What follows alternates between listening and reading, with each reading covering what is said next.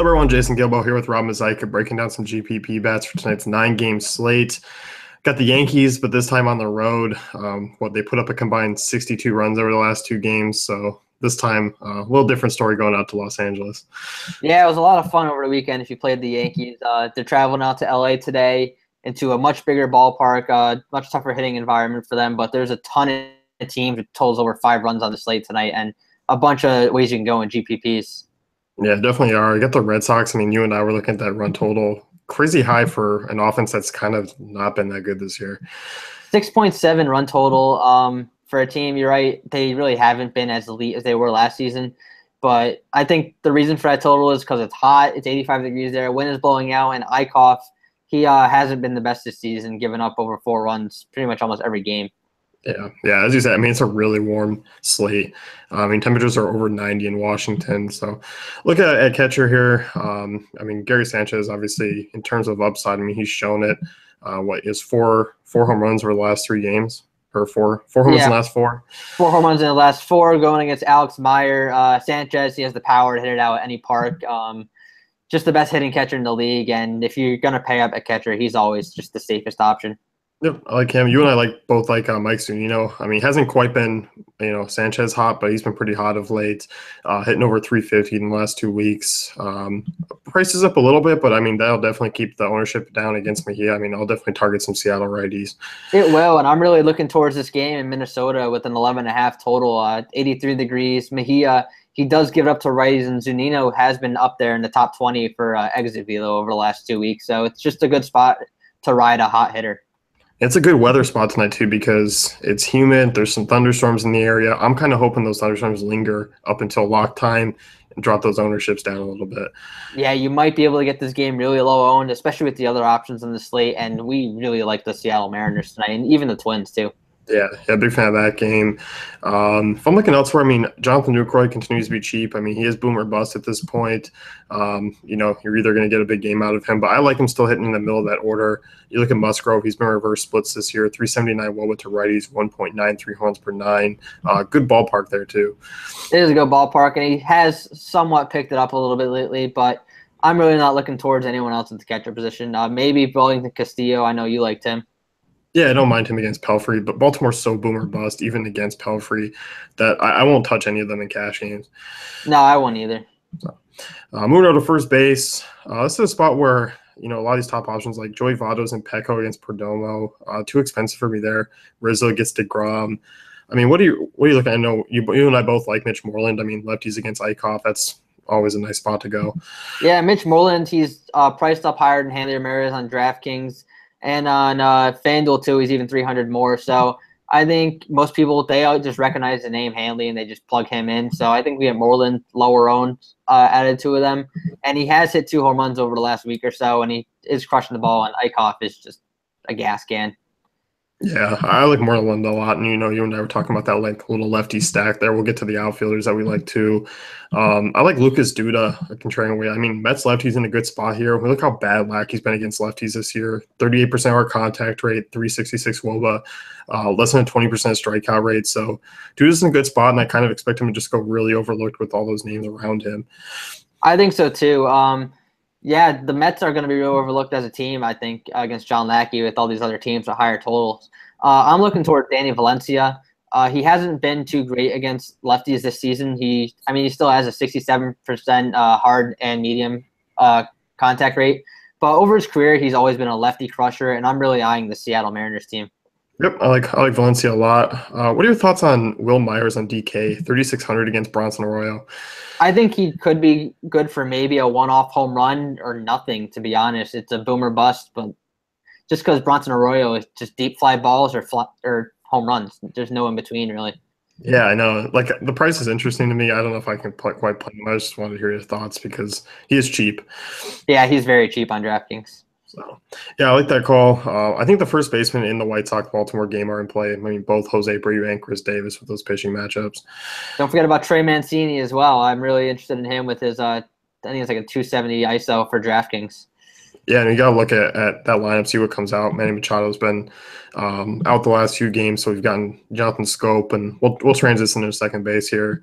You and I both like Scope, decent spot, not exactly cheap. I mean, FanDuel's price tag's not bad, but you're paying a premium. But he's a good spin off of Murphy, and he's a reverse split hitter too. So he's historically hit better against righties. He has an ISO over 200, and Pelfrey doesn't give up a lot of home runs, but this could be a spot where we can get a couple extra base hits.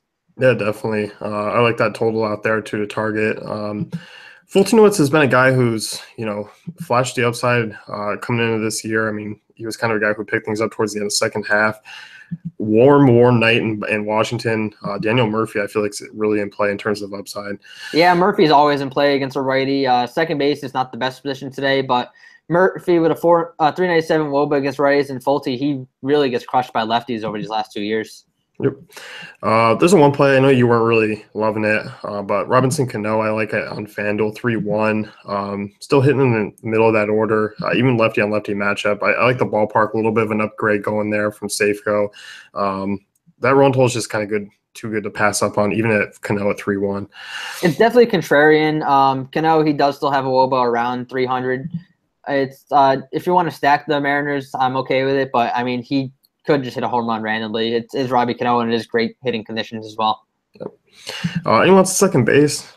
Not really. It's pretty gross. Yeah, it's a weak position. I mean, maybe we'll catch an eye on, see if the lineup comes out. But right now, I mean, there wasn't really anyone intriguing down low. No, not at all. So, moving to third base, sticking with that Minnesota Twins game. I love Miguel Sano. I mean, just a really good spot against Gallardo, who's been one of the poorer pitchers this season. Allowing a 407 WOBA to righties, 2.30 home runs per nine. Sano just continues. I mean, his outs are allowed. Everything about him. I mean, he just crushes the ball. A 411 WOBA and a 288 ISO against righties this season. This just seems like a prime spot for him to hit, knock one out. Yeah, I mean, he's a guy I'm just going to be paying up for. I think he's my favorite pay-up option actually on the slate. Just in general, any position? Yeah. Yeah, I could definitely see that. He's definitely a great spot for third base, even if you just want to go with that route. But, yeah, on the slate, he's up there. So, as far as other guys go, you were looking at Todd Frazier against the lefty. I mean, always in play. He's actually been hitting really well the last few weeks. He has been, and he never is owned. I don't understand it, but no one ever owns Todd Frazier.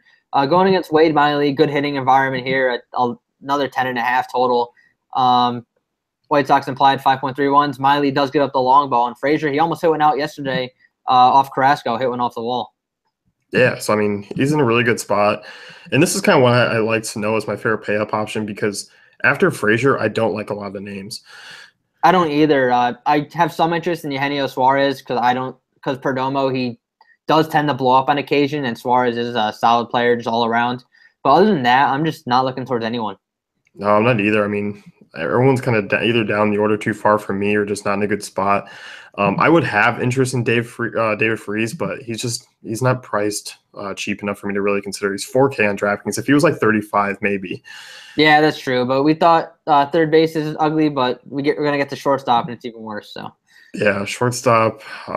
You like Zach Kozar up at the top option. This guy's been unbelievable this year, and continues to hit the ball well against both hands. He leads the league in WAR. He passed Mike Trout. Granted, Mike Trout has been playing, but he leads the league in wins above replacement. So technically, if you go by that stat, he's been the best player in the league. But against Perdomo, like I said before, Perdomo does blow up on occasion, and Kozar just crushing everyone. Yep, I'm with you. I don't mind Kozar just because the position's so weak. Tim Anderson, if he's leading off, he's had decent numbers against lefties in his career. Cheap guy. I don't mind him. And, Jordy Mercer, I know you like, is right around that price. And, Mercer's been okay. So he's been hitting a little bit better of late, but he's always a good lefty guy. Yeah, as long as he's leading off. If he's not leading off, I don't have interest. But he does have a platoon split over his career where he only hits against lefties. Yeah, so outside of that, not much. Maybe as Drupal Cabrera, but he's been struggling since coming back from the DL. Yeah, he has been. I think Sespe being back will help him out, but I think give him a couple more days. Yep.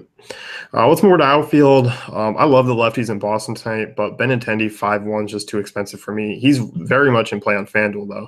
Half price. Yeah.